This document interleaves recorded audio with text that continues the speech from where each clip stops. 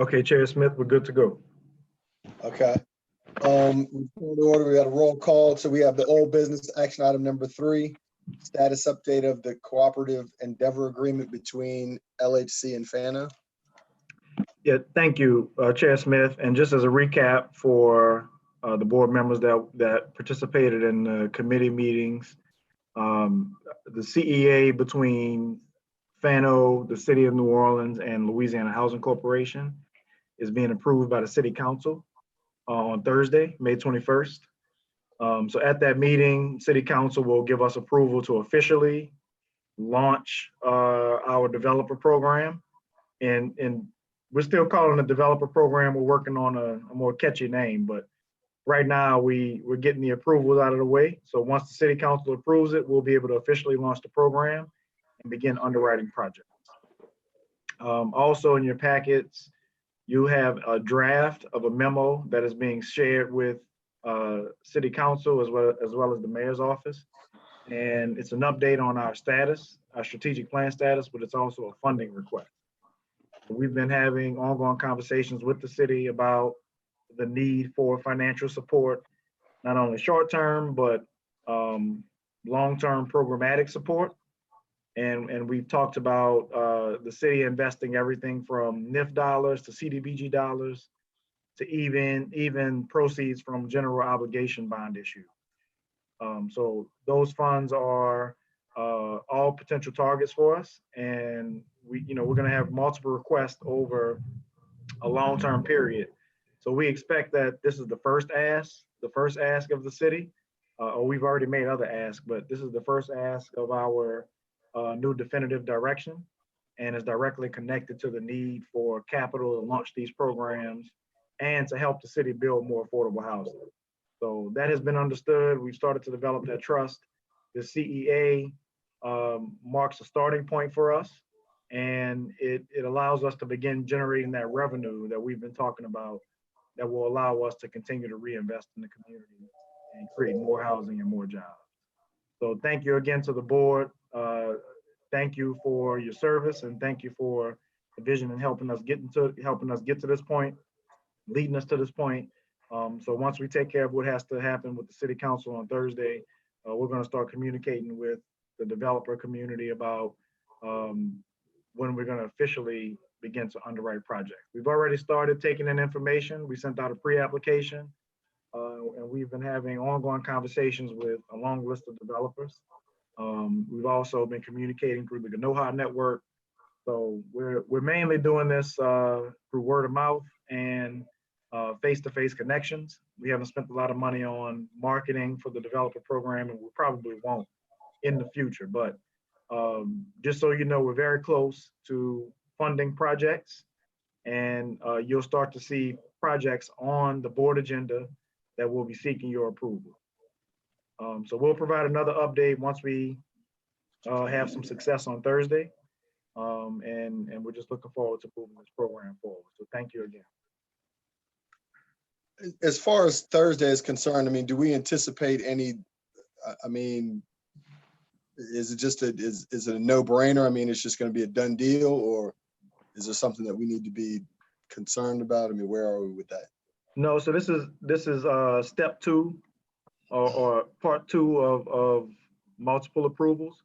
We've been with, we've approved the CEA, or we received approval from the CEA with the city in February. And that was the first CEA. The second CEA is between us, the city, and the Louisiana Housing Corporation. So now that we have both CEAs approved, we can officially launch the program. So it's a formality at this point. The council is aware of it. They know it's been coming for quite some time. We've been having ongoing conversations with them. So we don't expect any hiccups or controversy at the meeting. We spent a lot of time with the community designing this program and designing that CEA. So we expect it to be passed without controversy, and we'll be able to move the program forward. Everybody's, the city council and the mayor's office is eager for us to get started. So I don't expect us to have any problems. Okay. Anybody have any questions, comments, public comments? That being said, we'll move on to action item 4, which is the public comment section. Do we have any public comments or were any questions or anything submitted? No. Okay, that takes care of action item number 4. Go to action item number 5, which is new business, which first item, well, the only item A is approval of the board meeting minutes from April 21st of 2020. Has everybody had a chance to review the board minutes?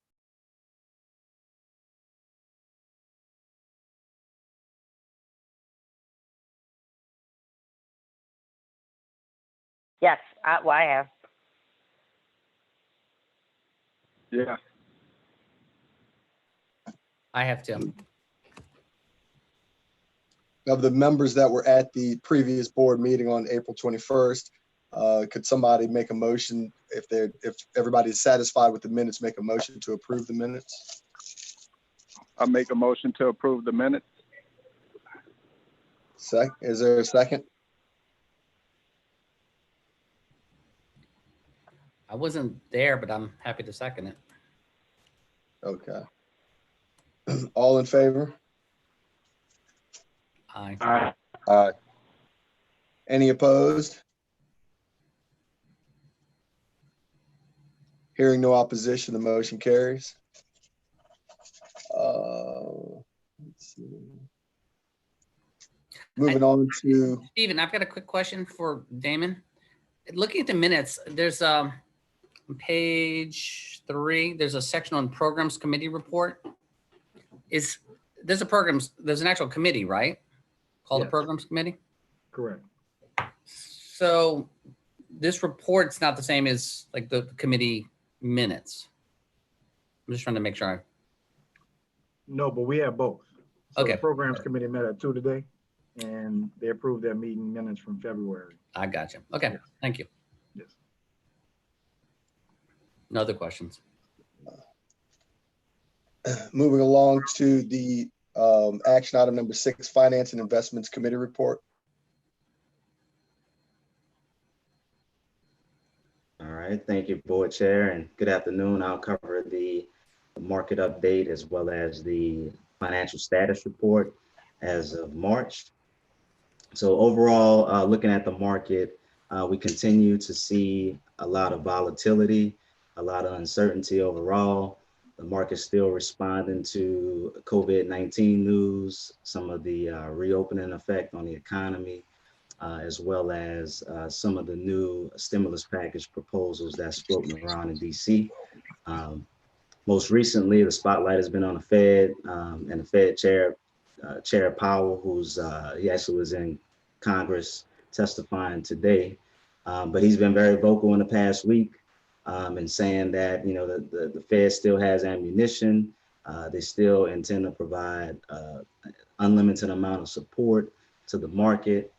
But he was also very blunt in saying that the White House and lawmakers need to do more to kind of support households and businesses to avoid further economic damage, and that the recovery may actually stretch through the end of 2021. As it relates to the bond market, we continue to see overall all-time low rates. This is the result of the market effects of COVID, as well as the Fed's commitment to purchasing various assets, especially the MBS, which they're accustomed to, and providing lenders the liquidity they need to offer more loans at a lower price. One of the things that the mortgage market has been looking at and monitoring is the huge spike in the forbearances to homeowners. Locally and statewide, there hasn't been a lot of data, but we know nationwide that rate has jumped to 9%. Ideally, that rate's sub 1%. That's where it was kind of the beginning of March, but it jumped to 9%. The good news is that the increase of that rate is slowing down, but there's still just a lot of uncertainty out in the market in terms of the longer term effects of these forbearances and these homeowners' ability to refinance and possibly get a new mortgage, as well as some uncertainty around or concern around some of these servicers' ability to handle some of the growing advances that they're getting from the GSEs. We're continuing to see bond sale activity in the market, in the housing finance space. Last week, we saw approximately 266 million in bonds. Had a question, comment? Oh, I'm sorry, I thought I heard some. So last week we saw about 266 million in bond sales. There's about 353 in the pipeline this week, so activity still remains in the housing finance space. You know, overall, it's just still a lot of uncertainty, but we're continuing to monitor the markets and just work closely with our advisors and try to remain informed on the market changes and funding resources and regulatory changes. So that kind of covers my market update. Are there any questions or comments around that?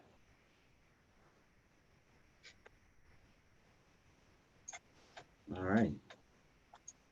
If not, I will cover the financial status report. So if you turn to page 1, this page provides kind of a comprehensive look at our actual year-to-date versus our budgeted year-to-date revenues and expenses. You'll see as of March, our actual revenues were 35,000 to a budget of 52,000. Our actual expenses were favorable to budget, coming in at 337,000 to a budget of 473,000. If you look at page 2, this kind of provides a year-to-date breakdown on the revenue components. You'll see the driver of the downward variance to budget is that multifamily income line, of which we're working diligently, as Damon mentioned, on get that program launched. So we'll start to see some revenue there. Looking at page 3, this provides a breakdown of the expense components year to date, mainly favorable in most categories, driven primarily by the salaries and benefits line, as well as the marketing and advertising line. Page 4 takes a snapshot look of the Pathways Fund year to date. You'll see our revenues for the Pathway Fund are 29,000. On the expense side, at 15,000. Turning to page 5, this provides kind of a historical look back of our revenues and expenses by month. Page 6 provides a snapshot of our balance sheet year over year, which remains fairly stable given the minimal activity.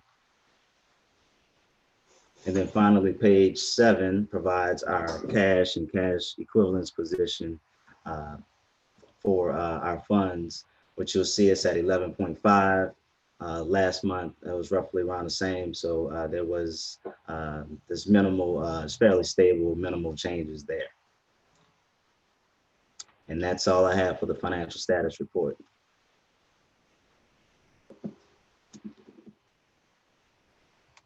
Any questions, comments?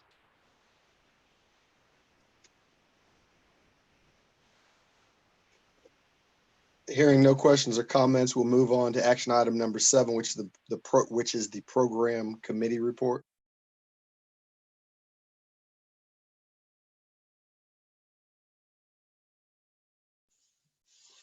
Sure. So good afternoon, everyone. As it relates to the programs committee report, start off with April, single family. So on New Orleans Green Mortgage, these are a couple of changes we've kind of received from our, basically from our servicer, which is US Bank, to our lending partners who will be selling off these loans. FICO changes 660. They're now requiring 1 month of reserves. In addition to that, they're requiring 6 months of employment history. In addition to the COVID-19, they also put some additional emphasis on forbearance requests, income documentation. So all this is kind of in response to the pandemic of what's going on. So these changes are currently going to be implemented into our programs. They've kind of provided some templates that we can kind of mirror off of to kind of get these incorporated into this new program. But some of the things, you know, that they've kind of emphasized on is that they're, you know, checking for income and employment verification 30 minutes prior to closing. So, you know, they've experienced in a lot of lenders that are letting loans go through When people are actually coming up that's in need of a forbearance request before the loan is even sold. In that case, the loan is coming back for repurchase. So these are just some examples of what's being experienced on our end. We recently had a lender that, before the loan can even be sold, the client currently went into lost his job, was currently furloughed. So, he couldn't even make the payments on the loan. Which at that point, the lender kind of had to work it out. So it's just something we got to be aware of, as we continue to build our relationships with our lenders. In addition to that, talks about program release. So we just need to revise these guidelines, get lenders enrolled, get these vendor agreements finalized. In addition to that, we also need to do a project management selection. As you know, we issued a RFQ that kind of closed. We're going to work with the executive team internally to kind of get this project management selection completed and done. And also, we just need to finalize this information on the website. Once that's done, we'll be ready to fully release this program. Going into pathways to home ownership, we currently have 7 properties remaining in the portfolio. 1 listing agreement currently expired, which was for the 6620 Dorchester. So we're going to relist that property. We still have 6 that'll still remain. Those will kind of be expected to launch with the Housing Innovation Program, which I'm sure we're probably going to still expect to launch toward the end of the year, fourth quarter 2020. Going into this community support fund, and Wade, I'll kind of update you because I know you wasn't here at the last meeting. So at the last meeting, we brought through a resolution to adopt a community support fund, basically which we established this community support fund basically in response to the coronavirus, the COVID-19 pandemic. It's really an extension of our single family programs, but it's mainly to provide some additional resources to the community. So mainly we're going to target potential home buyers and existing homeowners within Orleans Parish. We kind of pooled the funds into 2 separate categories. The initial investment was $100,000. So we pooled the funds into 2 separate categories: rental assistance, which was $50,000, utility assistance, which was $50,000. Rental assistance was capped at $500 per household. Utility assistance was capped at $75 per household. So we expected to serve a total of 760 applicants. With that being said, we kind of targeting people. We know 500 is not much, but we kind of targeting individuals who need that extra cushion, who funds have kind of been like redirected due to additional expenses that they've kind of incurred from the coronavirus, the pandemic. People who've kind of been furloughed, but really we're kind of building a pipeline for home ownership. So that's kind of what was the target behind us getting that established. So we worked with the programs committee and also with the board in getting the guidelines and all of that information finalized. Thank you all for that. That's been done. The program actually has launched. It's launched over a week and a half now. We've got the technology in place. Staff has been doing great. We've kind of got it set into 4 separate phases where we do an intake. Somebody calls in, we do an intake, make sure they're even eligible for the program. Once that's done, we go to a verification process. Once that's completed, we go to eligibility and then to approval. And then we issue payments directly to the landlord or directly to the utility company. So no payment is issued to any of the applicants that's applying. We're still working with partners to kind of build, some awareness around the program. And in addition, I've kind of created a pipeline so you can see like applications that's been requested, applications that's been completed, completed documentation to support the application, and landlord agreements that's been executed. So part of the struggle, which I kind of mentioned to the programs committee, is getting these landlords to complete the documentation that's required to receive the funding. You would think, with free funding, hey, I'm going to fill it out, but it's not that easy. So we've been adamant about getting, calling them, following up with them to kind of get them to complete what's needed to get this moving. Bianca, question. The cap for both those categories is pretty low. I don't think it triggers any tax reporting. So in other words, if you pay, say, $600 or more to an individual, You know, Mhm. you have to issue. 1099. Yeah, exactly. Yeah. I don't Mhm. think this triggers anything. Like, No, it doesn't. okay, Yeah, so we safe there. okay, great. Yeah. That's it. Okay. Yeah. So yeah, we safe in that area, Wade. Thank you. Okay. And on to the multifamily, Dame will speak more to this. The CEA, that's currently on the agenda to move forward on Thursday. We're currently adding some additional language to the pilot policy, may just be renaming it, because what we have is a developer application to cover all of the financing. However, the policy more or less speaks to the pilot. So we're just going to add some additional language, and legal kind of be taking the lead with working with us on getting that accomplished. We also going to work in finalizing the draft developer financing application. So that's currently where we're at with that. Hopefully we can get that completed within this next week or two.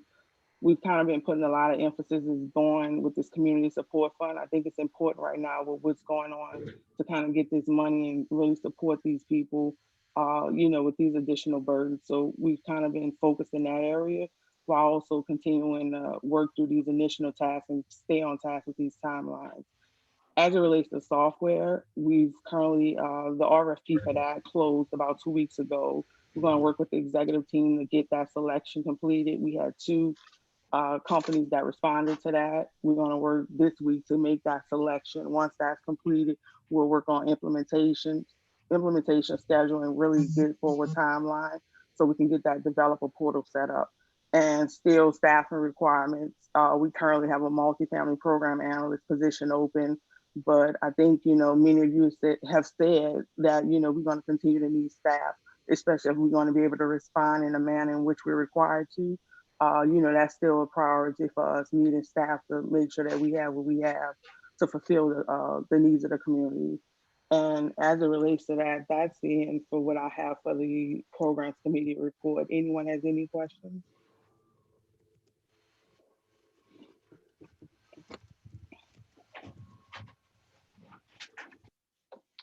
No questions being presented. We'll move on to the next action item, which Chair Smith. is, oh, I'm sorry.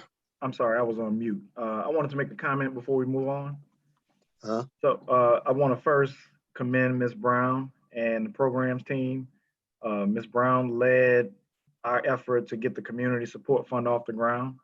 And she was able, with the support of the program team, to pull together a program in essentially 2 to 3 weeks. So that was a very quick response. She designed the program criteria, the guidelines, started reaching out to the partners, quickly implemented the technology that we needed for the program. So I just want to acknowledge her in front of the board because she was very responsive and took the lead in getting this program out to the community or in short order. And I think that's important as we begin to release more programs, is laying the foundation for our programs team and the rest of the teams to be able to handle the community back and forth that is required once programs are launched. And also just having all of our infrastructure in place and everything that we need on our end to be protected and offer something quality to the community. So Ms. Brown moved really fast and got the team up to speed and trained.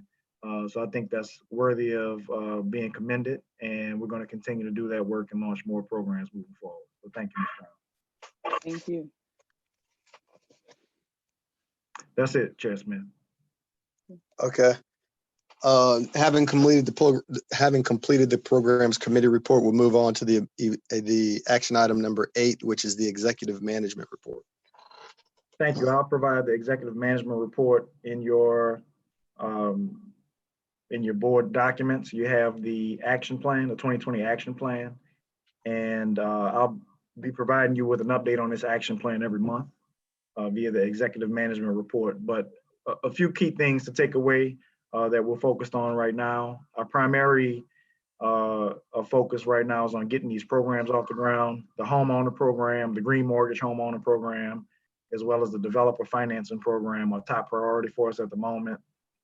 We've already talked about the approval we're going to receive at City Council on Thursday, and that's been on our agenda for a long time now. So we'll be able to cross that off and step into new territory. So those are some key milestones. For the homeowner program, we're offering green mortgages to the community, and this is something that Ms. Brown's team is also developing. But we've never offered a green mortgage before. It's actually a product that we've developed in-house here at FANO, or Finance New Orleans. And there are other similar other programs across the country that are developing similar products for homeowners. But in terms of a comprehensive mortgage product that's designed to help families protect their home from environmental disaster, but also be affordable and be able to make investments into renewable energy and clean energy, et cetera.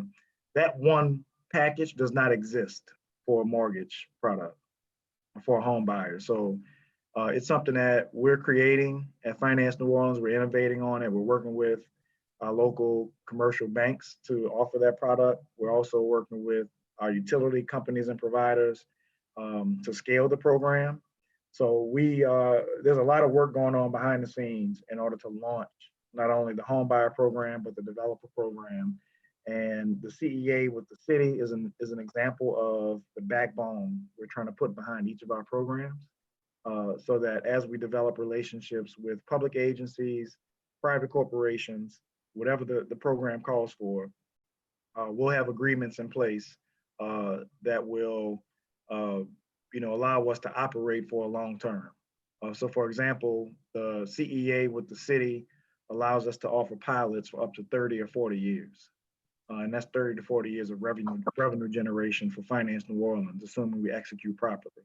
And as we continue to develop and build a pipeline of projects over the years, that number will grow exponentially, which will provide more cash flow to the agency, which means we can put more cash flow back into the community. So we're not just trying to launch programs, but we're also trying to make sure that we have the appropriate partnerships and arrangements in place to make sure that we can scale these programs beyond just transactions.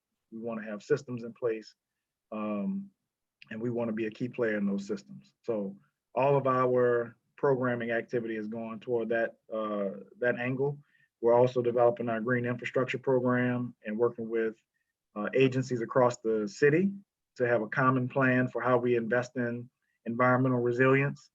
So we hosted a meeting this last week, and we had 20 participants from various agencies to join the call. And we received, if you recall, we received a grant from C40 Cities, which is assisting us with developing a climate finance strategy that involves other agencies as well.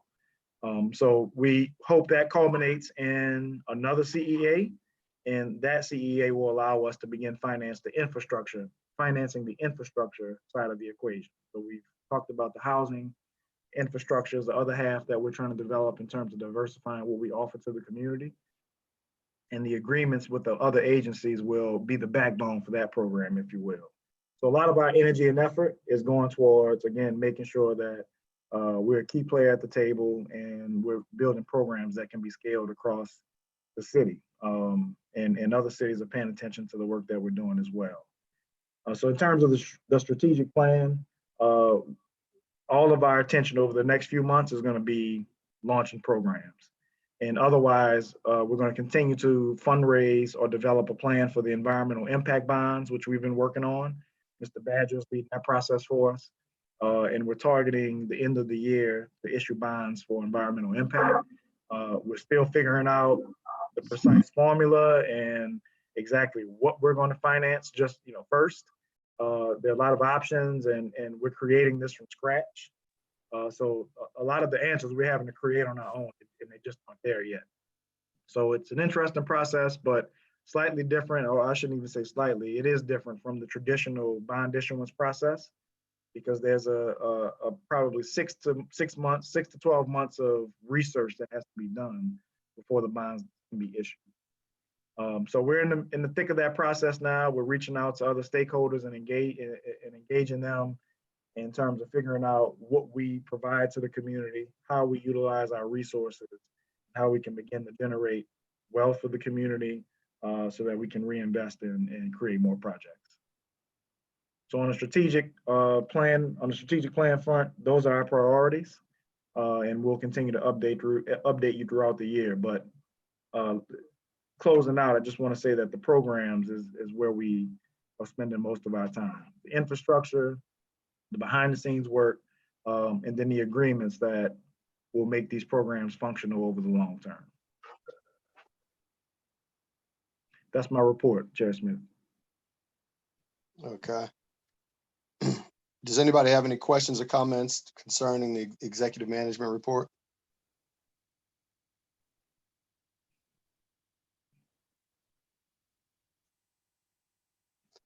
No one being heard, we'll move to action item number 9, which is executive session. I don't believe we have any need for executive session today, do we? Not today. Action item number 10, is there any other business that needs to be addressed? No, sir.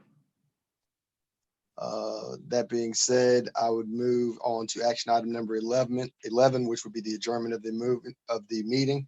I would offer a movement to adjourn. Can I move to adjourn, or does somebody else have to move? I made. So moved. Second. So move second. Well, there you go. That being said, the meeting is now adjourned. The May 19th, 2020 meeting of the Finance Authority of New Orleans is now adjourned. Thank you, board members. Thank Bye. you. All right. Thank you to the All right, public that everybody joined take in as care. well. I'm See you not gonna next be month. around here saying bye a billion times like they show on YouTube videos. So bye.